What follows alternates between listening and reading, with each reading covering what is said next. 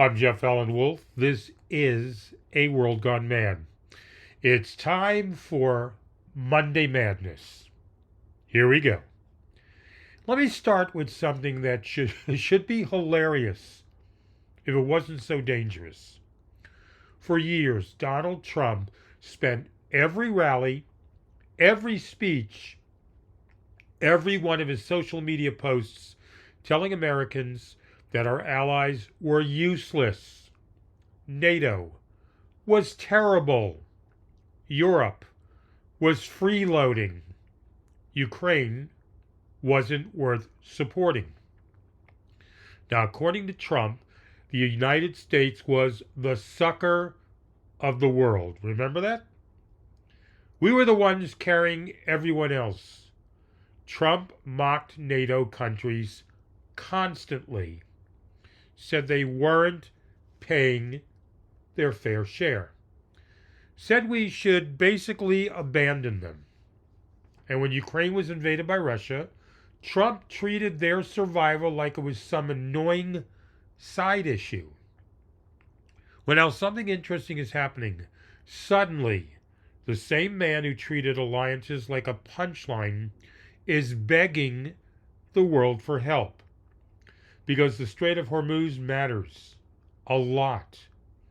It's one of the most important shipping lanes on the planet, and if it becomes unstable, the global economy feels it immediately.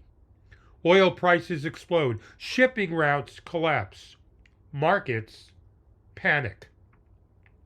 So now Washington is looking around the room saying, hey, maybe our friends should help us secure this Iran thing.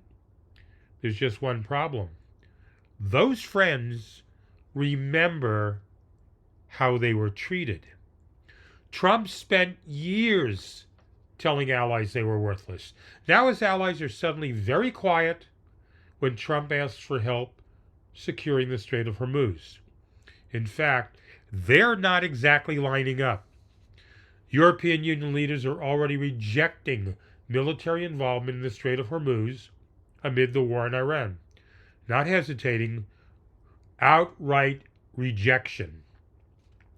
Germany is making it crystal clear. German's Chancellor Friedrich Merz said his country will refrain from participating in the U.S.-Israeli war on Iran. And Merz didn't exactly whisper it either. He stood at a news conference in Berlin and basically laid out the obvious. Germany doesn't have a mandate from the United Nations. They don't have one from the European Union. They don't have one from NATO. Under Germany's own constitution, the basic law, this war isn't something they can just jump into. The United States and Israel didn't consult Germany before the Iran war started. Let me repeat that because it's kind of important. Trump didn't consult them. Trump didn't ask. Trump didn't coordinate. Trump didn't build a coalition. What else is new? He just did it.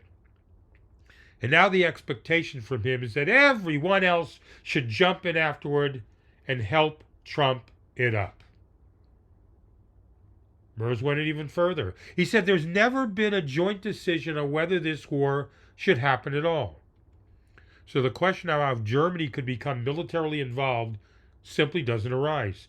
Translation, you started this, Donald. Don't look at us. Meanwhile, Israel is saying it has plans for at least 3 weeks of war as airstrikes pound Iran. 3 weeks, which means this isn't some quick strike and walk away situation. This is an extended conflict with real consequences and escalating risk across the region. And back in Washington, something else is happening. Republicans are resisting calls for hearings about the Iran war. Democrats want hearings. They want questions asked. They want accountability. Republicans are resisting. So let me see if I've got the full picture straight. Trump spent years insulting NATO, mocking our allies, acting like Ukraine and Europe were just a bunch of freeloaders who owed America something. Now there's a war unfolding with Iran. The Strait of Hormuz is at risk. Global energy markets are on edge. And suddenly the same administration that treated alliances like a nuisance is hoping those alliances show up and help. Except Europe is looking back and saying something very simple. You didn't consult us, you didn't coordinate us with us. So why exactly should we be jumping into a war you, Donald, started? Turns out alliances aren't something you insult for years and then expect them to function perfectly the moment you need them. Diplomacy actually matters, Trump. Relationships matter. Respect matters. And when you spend years telling your allies they're worthless freeloaders, it shouldn't shock anyone that when you finally need help, the room gets very quiet. That silence you're hearing from Europe right now isn't confusion, it's memory. So now we've apparently entered the phase of American politics where covering a war might qualify as treason. Treason, not exaggeration, not bias, not getting a story wrong. Treason. That's the word the President of the United States is now throwing around at journalists because Trump claims media outlets are sharing fabricated AI images about the Iran war. Think about how insane that sentence would have sounded 10 years ago. The president accusing reporters of treason because he doesn't like the images appearing on television. That's not criticism of the press. That isn't political rhetoric. That's the language governments use when they want journalists to shut up. And right on cue, we get the supporting cast entering the stage. The chairman of the Federal Communications Commission, Brendan Carr, suddenly reminding broadcasters that their licenses come from the federal government. Those licenses that determine whether television stations stay on the air, those licenses that conveniently come up for renewal every 8 years. Now imagine the message being received inside newsrooms across the country. On one side, you've got the president saying reporters who publish images he doesn't like might be committing treason. On the other side, you've got the federal official in charge of broadcast licenses hinting that coverage of the Iran war might need to be corrected. Corrected. That's a fascinating word in this context. Corrected according to who exactly? Corrected according to the government. Corrected according to the administration that launched the war. So let's translate the message into plain English because the coded version isn't that complicated. If you're a television network and you enjoy remaining a television network, you might want to make sure your reporting about this war lines up nicely with the official narrative. If you start showing footage that contradicts the story coming out of Washington, if you start asking questions about strategy, casualties, escalation, or consequences, suddenly the people who control your license might develop concerns. Totally unrelated, of course. Pure coincidence. Nothing says healthy democracy like the federal government floating the idea that journalists are traitors, while the regulator who controls broadcast licenses quietly reminds everyone who holds the keys to the airwaves. And if that combination doesn't make you uncomfortable, it absolutely should.